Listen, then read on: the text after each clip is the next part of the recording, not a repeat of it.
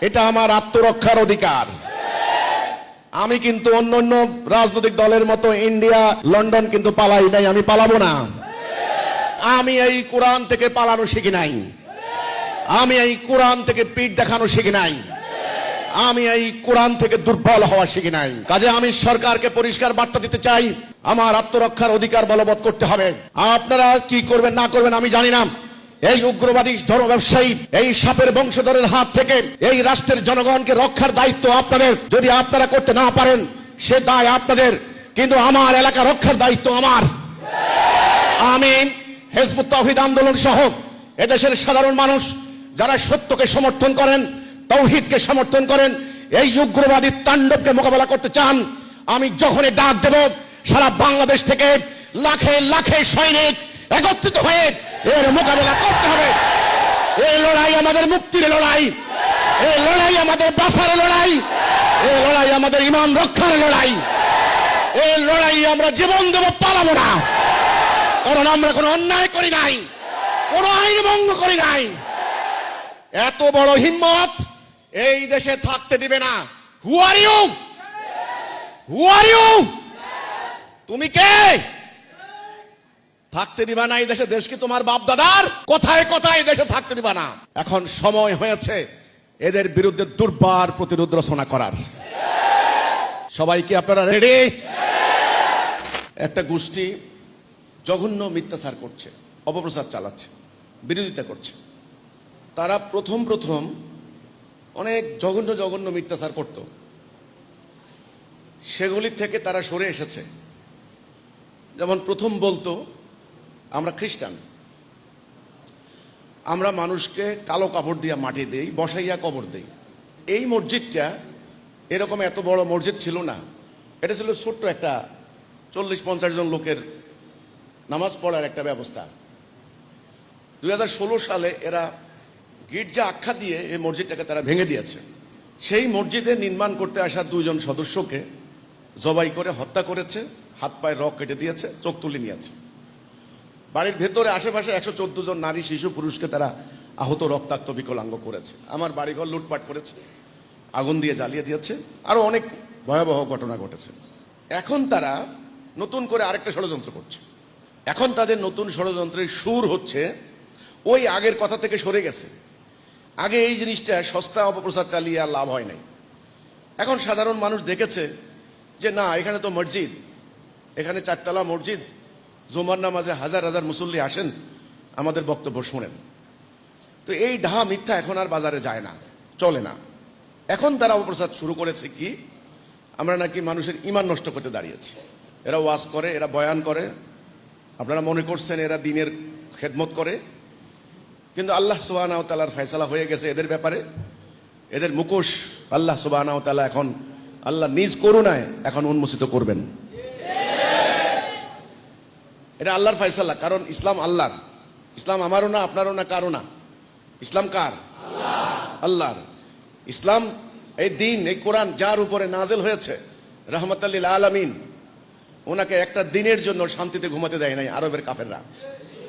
উনি লড়াই করেছেন, রক্ত দিয়েছেন, পেটে পাথর বেঁধেছেন, শত্রুর আঘাতে আঘাতে জর্জরিত হয়েছেন।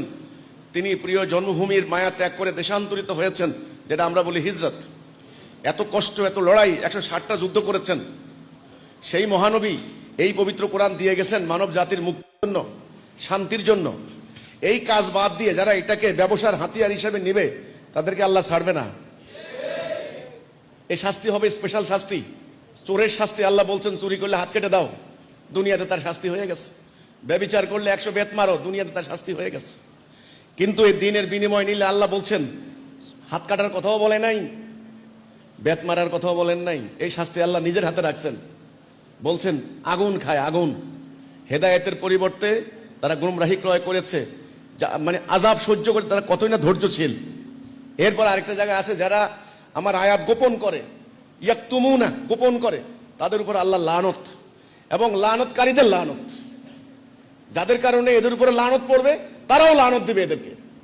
সুতরাং আল্লাহর কার্ডস, ইংরেজিতে বলে কার্ডস, মানে লানত, স্পেশাল লানত। দিনকে যারা গোপন করবে, জনগণের সামনে দিনের কথা বলবে না, দিনের উল্টা প্র্যাকটিস করবে, বরং এটাকে ব্যবসায়ের হাতিয়ার, টাকা পয়সা বানানোর মাধ্যম বানাবে, তাদের উপর আল্লাহর স্পেশাল লানত। তারা এই চাষিরহাট এলাকাকে কেন্দ্র করে একটা অরাজকতা সৃষ্টি করার জন্য ফেনী, লক্ষ্মীপুর, নোয়াখালী, চাঁদপুর, কুমিল্লা, এই অত্র দক্ষিণ অঞ্চলে তারা নানান ধরনের বেআইনি সমাবেশ করছে, মিথ্যাচার করছে, উগ্রবাদী বক্তব্য দিচ্ছে। তাদের এই অপপ্রচারে আমাদের কাছে গত কয়েকদিনের রিপোর্ট আছে, নোয়াখালী, ফেনী সহ কয়েকটি জায়গায় আমাদের সদস্যদের উপরে দিনে রাতে হামলা হয়েছে কয়েক জায়গায়। গত 2 দিন আগেও আমার গ্রামে আমার এক সদস্যকে নির্মমভাবে পিটিয়ে হত্যা করার জন্য তারা রাস্তায় ফেলে দিয়ে চলে গিয়েছে। জনগণ উদ্ধার করে তাকে হাসপাতালে, এখনো সেই হাসপাতালে মৃত্যুর সাথে পাঞ্জা লড়ছে। এদের এই উগ্রতার প্রচারণার মুখে আমার এলাকার সাধারণ মানুষ আজকে ভীত সন্ত্রস্ত, তটস্থ। আমি যখন এই জুমার নামাজে অংশগ্রহণ করার জন্য আসলাম, অনেকেই আমাকে বলেছেন যে আমাদের নোয়াখালীর ভাষায় বলে এরিও হুনচুনি। আমি বললাম কি কি খবর? বলছে ওরা নাকি তোমাদেরকে এই করবে ওই করবে, ওরা নাকি 3 তারিখে এটা করবে ওইটা করবে এটা করবে। তার মানে তারা ভিতরে ভিতরে একটা সাংঘাতিক আতঙ্ক, একটা অরাজকতা সৃষ্টি করার জন্য পায়তারা করছে। এই পরিপ্রেক্ষিতে আমরা কি করেছি? আমরা সরকারকে জানাচ্ছি, আইন শৃঙ্খলা বাহিনীকে জানাচ্ছি, আমরা মিডিয়াকে জানাচ্ছি, গোয়েন্দা কর্মকর্তাদেরকে জানাচ্ছি। কারণ আমরা জানি দেশে একটা সরকার আছে, সরকার যথাযথ পদক্ষেপ নেবেন সেটা আমরা আশা করেছি। এখন তাদের সোশ্যাল মিডিয়া, তাদের অ্যাক্টিভিস্ট যারা আছে, এই উগ্রবাদী বক্তাদের অন্ধ অনুসারী যারা আছে, আপনি দেখবেন তারা ব্যাঙ্গাসির মতো বেড়েছে, ব্যাঙ্গাসির মতো। আমি বলেছি যে এই সংখ্যার অহংকারে তারা এই সত্যের বিরোধিতায় নেমেছে। আল্লাহ সুবহানাহু ওয়া তাআলা অতি অচিরেই এ ফয়সালা করবেন, এই সংখ্যাকে আল্লাহ বিনাশ করবেন। কারণ যেই কোনো কিছুর অহংকার দিয়ে আপনি যদি সত্যকে প্রত্যাখ্যান করেন, ওই জিনিসটাই বিনাশ হবে। এটা আল্লাহর লানত। কারণ আল্লাহ বলেছেন ইউরিদুনা লিইউতফিউ নূরাল্লাহ বিআফওয়াহিহিম ওয়াল্লাহু মুতিম্মু নূরিহি ওয়ালাউ কারিহাল কাফিরুন। আল্লাহর নূরকে তারা নির্বাপিত করে দিতে চায়, কিন্তু আল্লাহ সেটা উদ্ভাসিত করবেন। এটা আল্লাহর সিদ্ধান্ত। তো কথা হচ্ছে এই, আমরা দেখলাম গত ইন্টারিমের টাইমে ইউনূস সরকারের সময় তারা অন্তত 600 মব করেছে, 2 থেকে 250 মাজারে হামলা করেছে, 100 অন্তত মানুষ খুন করেছে। তোমরা মাজারে হামলা করলা, মাজারে বেদাত, সেখানে এটা হয় ওইটা হয় না, আমার এটা তো মাজার না। তোমরা কি করো? হিন্দুদের বাড়ি ঘরে হামলা করো, হিন্দুদেরকে থাকতে দিবা না এই দেশে, হিন্দুরা বুঝবে তোমাদের সাথে। কিন্তু আমরা তো আর হিন্দু না, এখানে তোর মন্দির না, এখানে থাকতে দিবা না। আচ্ছা, তোমরা কি করো? অমুক রাজনৈতিক দল স্বৈরাচার, তাকে দেশে থাকতে দিব না, তাকে পিটিয়ে মেরে কেটে বের করে দিলা। আমরা কি রাজনীতি করেছি? তাহলে কারা থাকবে দেশে? অমুকে থাকতে দিবা না, তমুকে উচ্ছেদ করে দিবা, দেশটাকে মগের মুল্লুক। আমি এই পরিপ্রেক্ষিতে বলতে চাই, আজকের এই জুমার দিনে হাজারো মুসল্লির সামনে তাদেরকে আমি আহ্বান করব, তাদের উগ্রবাদী আস্ফালন থেকে তারা বিরত হবেন। প্রত্যেকটা মানুষের, এই দেশ আমার আপনার সকলের, এই দেশের বসবাস করার অধিকার, সকলের ন্যায়সঙ্গত অধিকার, শাসনতান্ত্রিক অধিকার, মানবাধিকার, এটাকে বলে হিউম্যান রাইটস। কথা বলার অধিকার, বাক স্বাধীনতার অধিকার। আমি আপনি যদি কোনো অন্যায় করি, কর্তৃপক্ষ আছে, অথরিটি আছে, সেখানে বলুন, কিন্তু থাকতে দিবেন না, উচ্ছেদ করে দিবেন। আমরা বসে বসে আঙ্গুল চুষবো না। এই কথাটাই আমি বলে দিলাম আজকে। প্রত্যেকটা মানুষ, যেমন আমার এলাকায় এখন 2016 সালে ওরা হামলা চালিয়ে আমার 2টা ভাইকে জবাই করেছে, আমার বাড়িঘর লুটপাট করেছে, আমার গবাদি পশু প্রকাশ্য দিবালোকে নিয়ে গেছে, মাছ ধরে নিয়ে গেছে, প্রকাশ্যে লুটতরাজ হয়েছে। আমরা কিন্তু পাল্টা কারোর সাথে হিংসা করি নাই, কাউকে হামলা করি নাই। এ পর্যন্ত 60 জন ভাইয়ের উপর হামলা হয়েছে আমার সোনাইমুড়ি, বেগমগঞ্জ, লাকসাম এলাকায়। আমরা একটা জায়গায় পাল্টা আঘাত করি নাই কাউকে, কেউ বলতে পারবে না। রেকর্ড আছে, প্রত্যেকটা রেকর্ড আছে আমাদের কাছে। অথচ এই ঘটনার পর আমি এলাকায় অন্তত 42টি উন্নয়ন প্রকল্প নিয়েছি। আপনারা ঘুরে ঘুরে দেখবেন, দেশের সকল মিডিয়া এই উন্নয়ন প্রকল্প প্রচার করেছে। রাষ্ট্রের কল্যাণে, দেশের কল্যাণে, মানবতার কল্যাণে, দেশের মানুষের গ্রামীণ অর্থনীতিকে সচল করার জন্য আমি 42টি উন্নয়ন প্রকল্প হাতে নিয়েছি। আপনি দেখেন, এখান থেকে 1 কিলোমিটার 2 কিলোমিটার পূর্ব থেকে শুরু করে বাজার পর্যন্ত আমার কোনোটা মৎস্য প্রকল্প, কোনোটা গরু মোটাতাজাকরণ প্রকল্প, কোনোটা ডেইরি ফার্ম, কোনোটা ইন্ডাস্ট্রি ফ্যাক্টরি, গার্মেন্টস ফ্যাক্টরি, এখানে হাসপাতাল, স্কুল, এখানে মসজিদ, এখানে আবাসন প্রকল্প, 42টি প্রকল্প, হাজার হাজার মানুষের কর্মসংস্থান, হাজার হাজার মানুষের জীবন জীবিকা, হাজার হাজার মানুষের বাড়িঘর। তোমরা বলো কি এখানে লুটপাট করবা, উচ্ছেদ করবা? আমি দেশের ধর্মপ্রাণ শান্তিপ্রিয় সাধারণ মানুষকে বলতে চাই, যারা ইতোমধ্যে আমার বক্তব্য শুনেছেন, আমার বক্তব্যকে সমর্থন করেন, দেশপ্রেমিক ইমানদার জনতা, আপনারা এই উগ্রবাদী, এই ধর্ম ব্যবসায়ী, এই জালেমদের বিরুদ্ধে আপনারা প্রতিরোধ গড়ে তুলবেন। আমি সরকারকে বলতে চাই, এদের তাণ্ডব নিয়ন্ত্রণ করুন। আমাদের আত্মরক্ষার অধিকার আছে। আমি দুটি উদাহরণ দেব। ভিয়েতনামের আমেরিকার সৈন্যরা তারা ভিয়েতনাম গিয়েছে, ভিয়েতনামকে ধ্বংস করে দিবে, কিন্তু ভিয়েতনামের জনগণ বাড়িঘর ছেড়ে তারা কবরে ঘুমিয়েছে, সিদ্ধান্ত নিয়েছে আমাদের মাটি রক্ষা করব আমরা। 52,000 সৈন্য হারিয়ে পৃথিবীর অন্যতম পরাশক্তিধর রাষ্ট্র লেজ গুটে পালিয়েছে, ভিয়েতনামের জনগণের বিজয় হয়েছে। সেখানে ভিয়েতনামের জনগণকে উৎসাহিত করেছে একজন সমাজতান্ত্রিক নেতা, ওনার নাম হচ্ছে হো চিন মিন। হো চিন মিন তিনি তাদেরকে উদ্দীপ্ত করেছেন। নাম্বার 1। নাম্বার 2, মদিনা, মদিনায় মুনওয়ারা, আমার নবীর শহর, মদিনাতুন নবী, মদিনাতুর রাসূল। এই মদিনায় আল্লাহ নবী যখন গেলেন তখন সত্যের আলোকে নির্বাপিত করে দেওয়ার জন্য এই কাফেররা ষড়যন্ত্র করেছিল। একটা যুদ্ধের নাম আহজাব, সম্মিলিত বাহিনী, হাজার হাজার সৈন্য অস্ত্র নিয়ে তারা মদিনাকে আক্রমণ করেছিল। তারা বলেছিল চিরতরে মুহাম্মদ সাল্লাল্লাহু আলাইহি ওয়াসাল্লাম, মুহাম্মদ এবং তার অনুসারীদেরকে তারা দুনিয়া থেকে উচ্ছেদ করে দিবে। কিন্তু ইতিহাস সাক্ষী, রাসূল এবং সাহাবীরা যারা ঈমান এনেছেন, পেটে পাথর বেঁধেছেন, গাছের লতা পাতা খেয়েছেন, কিন্তু পরে ইতিহাস সাক্ষী তারা নিজেরাই পরাজিত হয়েছে। সেই মদিনার সেনাবাহিনী সারা জাজিরাতুল আরব মাত্র 8 বছরের ব্যবধানে পুরো জাজিরাতুল আরব আল্লাহ দ্বীনের আন্ডারে এনেছে। নাম্বার 3, মুসা আলাইহিস সালাম, ওনাকে আল্লাহ রাব্বুল আলামিন দায়িত্ব দিয়েছেন ফেরাউনের সাম্রাজ্যকে, ফেরাউনের কাছে যাওয়ার জন্য, তাওহীদের ঘোষণা দেওয়ার জন্য। মুসা আলাইহিস সালাম বলেছিলেন যে আল্লাহ রাব্বুল আলামিন, ফেরাউন তো খুব ক্ষমতাশালী, প্রভাবশালী, আল্লাহ এই ঘটনাগুলি আপনারা জানেন, অনেক বিস্তারিত ঘটনা। পরে মুসা আলাইহিস সালামকে আল্লাহ বললেন তোমার হাতে কি লাঠি? এই লাঠিকে আল্লাহ মুজিজায় রূপান্তরিত করে দিলেন। লাঠির আঘাতের সামনে ফেরাউন সাম্রাজ্য টিকতে পারে নাই।